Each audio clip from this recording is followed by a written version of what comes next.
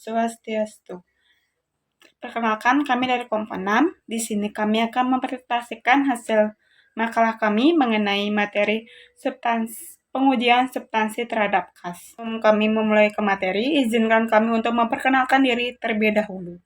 Perkenalkan, nama saya Putu Vista Luciastri Antari dengan NIM 2017-05-1190. Yang kedua yaitu ada rekan saya, Igusti Ayu Miswa Damayanti dengan NIM 2017-05-1204. Yang ketiga yaitu Putu Amrita Krisyaranti dengan NIM 2017-05-1212. Dan yang terakhir yaitu Nyoman Ayu Arsa Gayatri dengan NIM 2017-05-1214. Sebelum memulai ke materi, adapun sub materinya yang dibagi menjadi 4 submateri. Submateri yang pertama yaitu mengenai definisi KAS, yang kedua mengenai tujuan pengujian substansi terhadap KAS, yang ketiga yaitu pengendalian audit terhadap KAS, dan yang terakhir prosedur pengujian substansi terhadap saldo KAS. Baik, terima kasih atas waktunya. Jadi di sini saya akan menjelaskan terkait dengan definisi KAS.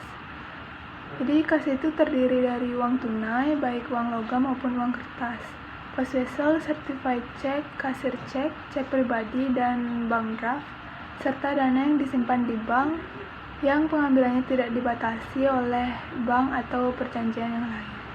Jadi KAS itu merupakan suatu alat pertukaran dan juga digunakan sebagai ukuran dalam akuntansi. Nah, KAS yang dicantumkan di neraca itu biasanya terdiri dari dua unsur.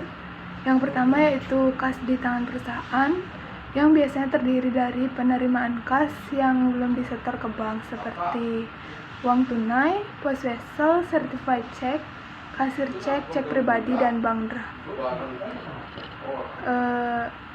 Selanjutnya itu saldo dana KAS kecil yang berupa uang tunai yang ada di tangan pemegang dana KAS kecil. Untuk unsur yang kedua yaitu KAS di bank yang berupa simpanan di bank berbentuk rekening giro. Pemeriksaan terhadap KAS itu merupakan suatu hal yang penting. Jadi terdapat 3 faktor yang menyebabkan mengapa pemeriksaan terhadap KAS itu termasuk hal yang harus untuk dilakukan. Jadi alasan yang pertama adalah mayoritas transaksi perusahaan mengangkat rekening KAS. Yang kedua, KAS merupakan sumber aturan dalam transaksi penggelapan. Yang terakhir yaitu kesalahan rekening KAS menunjukkan kesalahan rekening lain. Jadi hal tersebutlah yang menyebabkan mengapa suatu perusahaan harus melakukan pemeriksaan terhadap KAS.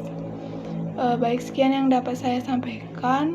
Untuk materi selanjutnya akan dijelaskan oleh teman saya. Baik, selanjutnya yaitu tujuan pengujian substantif terhadap KAS. Yang pertama, memperoleh keyakinan tentang keandalan catatan akuntansi yang bersangkutan dengan KAS sebelum auditor melakukan pengujian kewajaran saldo KAS yang dicantumkan di neraca dan mutasinya selama tahun yang diaudit. Yang kedua, membuktikan keberadaan KAS dan keterjadian transaksi yang berkaitan dengan KAS yang dicantumkan di neraca. Yang ketiga, membuktikan asersi kelengkapan KAS yang dicantumkan di neraca. Yang keempat, membuktikan hak kepemilikan klien atas KAS yang dicantumkan di neraca. Kemudian yang kelima, untuk memeriksa seandainya ada saldo KAS atau bank dalam valuta asing, apakah saldo tersebut sudah dikonversikan ke dalam rupiah dengan menggunakan kurs tengah Bank Indonesia pada tanggal neraca, dan apakah selisih kurs yang terjadi sudah dibebankan atau dikreditkan ke rugi laba tahun berjalan. Selanjutnya, untuk memeriksa apakah terdapat pengendalian intern yang cukup baik atas KAS dan bank serta transaksi penerimaan dan pengeluaran KAS. Yang ketujuh, membuktikan asersi penilaian KAS yang dicantumkan di neraca.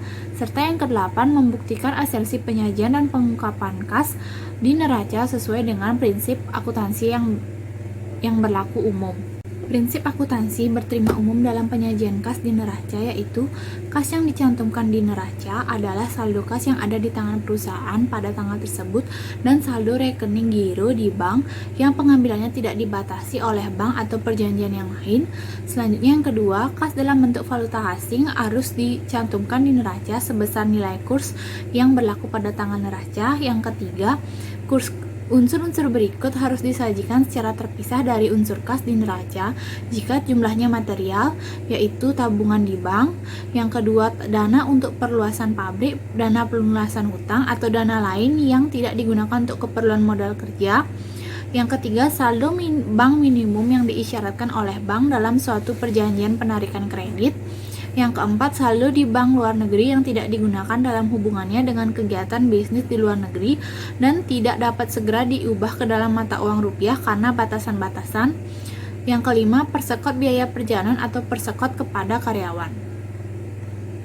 Untuk slide selanjutnya akan dilanjutkan oleh teman saya. Ini saya akan membahas mengenai materi sub yang ketiga, yaitu mengenai pengendalian audit terhadap kas. Pengendalian utama yang mempengaruhi langsung audit kas adalah pembuatan rekonsiliasi bank bulanan oleh karyawan klien yang terpisah dari fungsi penanganan dan pencatatan penerimaan serta pengeluaran kas. Rekonsiliasi bank tersebut memastikan bahwa saldo per buku klien mencerminkan jumlah yang sama dengan saldo bank setelah unsur-unsur yang direkonsiliasikan dimasukkan. Baik, untuk mengaudit akun kas, auditor harus mendapatkan dokumen-dokumen seperti berikut ini. Ada 3 dokumen. Yang pertama, salinan rekonsiliasi bank. Yang kedua, bentuk standar untuk mengonfirmasi informasi saldo akun pada lembaga keuangan. Yang ketiga, yaitu pisah batas rekening koran. Baik, sekian dari pemaparan materi saya. Untuk materi selanjutnya akan dijelaskan oleh rekan saya. Baik, terima kasih atas kesempatannya. Pada kesempatan kali ini saya akan membahas mengenai materi yang keempat, yaitu prosedur pengujian substantif terhadap saldo kas. Di mana prosedur yang pertama yaitu prosedur audit awal, di mana tahap-tahapannya. Yang pertama, usut saldo kas yang tercantum di neraca ke saldo akun kas yang bersangkutan di dalam buku besar. Kemudian hitung kembali saldo akun kas di dalam buku besar. Yang ketiga, usut saldo awal akun kas ke kertas kerja tahun lalu. Kemudian yang keempat, lakukan review terhadap mutasi luar biasa dalam jumlah dan sumber posting ke dalam akun kas. Kemudian yang terakhir, usut posting pendebitan dan pengkreditan akun kas ke dalam jurnal penerimaan dan pengeluaran kas.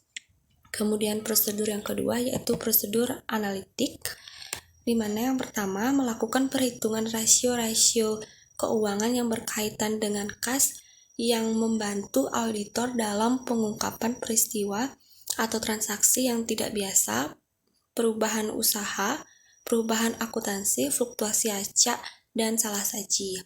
Kemudian yang kedua, melakukan analisis hasil prosedur analitik dengan harapan yang didasarkan pada data masa lalu, data industri, jumlah yang dianggarkan atau data lain. Kemudian yang ketiga, membandingkan saldo kas dengan jumlah yang dianggarkan atau saldo kas akhir tahun lalu. Kemudian yang keempat, yaitu pengujian terhadap transaksi rinci. Yang pertama, melakukan verifikasi pisah data transaksi penerimaan dan pengeluaran kas. Kemudian yang kedua, buatlah rekonsiliasi saldo kas menurut cut-off bank statement dengan saldo kas menurut catatan klien. Kemudian yang ketiga, usut setoran dalam perjalanan.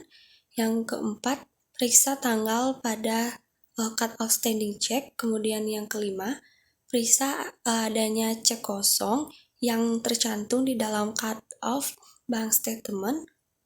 Kemudian yang keenam, periksa kemungkinan hilangnya cek. Kemudian yang ketujuh, membuat daftar transfer antar bank untuk menemukan kemungkinan terjadinya cek cutting. Kemudian yang ke-8, buatlah dan lakukan analisis terhadap rekonsiliasi bank 4 kolom. Kemudian terakhir, periksa adanya kemungkinan lapping. Kemudian prosedur yang keempat adalah pengujian terhadap